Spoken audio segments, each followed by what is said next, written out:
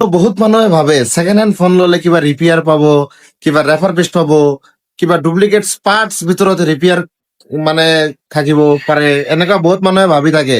চ' এনেকুৱা একো নহয়, আমি 100% genuine, 100% original, with warranty, with replacement service, আমি গোটেই চাৰ্ভিচ এভেইলেবল ৰাখিছো আমাৰ স্মাৰ্ট গেজেটছত।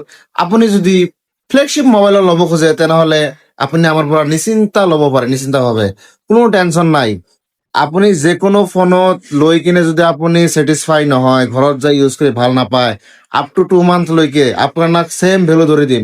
চাপোজ আমাৰ পৰা এটা 20,000 ফোন আপুনি কিনি লৈ গ'ল, 20,000 ফোন লৈ আপোনাৰ ছেটিছফাই হোৱা নাই, আৰু আপোনাক বিলতো আমি 2 মান্থ চাৰ্ভিচ ৰিপ্লেচমেণ্ট যিটো ভেলু সেম দিছো আপ টু 2 মান্থ লৈকে, 2 মান্থ লৈকে আপুনি সেম প্ৰাইচ পায়।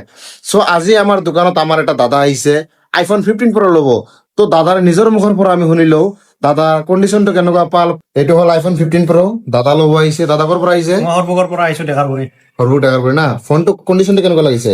ফোনটোৰ কণ্ডিশ্যনটো বেষ্ট ধুনীয়া লাগিছে। আৰু দামটো? দামটো এফৰ্ডেবল। দাদাক এটা অৰিজিনেল এডাপ্টাৰ দি দিছো, এডাপ্টাৰ কেবলো দি দিছো, লগত এটা বেক কভাৰ দি দিছো। আৰু ইফালে বিল হৈ আছে। আৰে বন্ধু আহিছে আমাৰ তাতে। বন্ধু হেল্ল', হাই কৰি দিয়া অলপ। ক্লাছ পাই আছে, কথা নাই। মোবাইল ভাল লাগছে না আপোনাৰ? মোবাইলটো ভাল লাগছে। তো বন্ধু বান্ধৱকো জনাব না আমাৰ দোকানৰ কথা? নিশ্চয় জনাম। ওকে।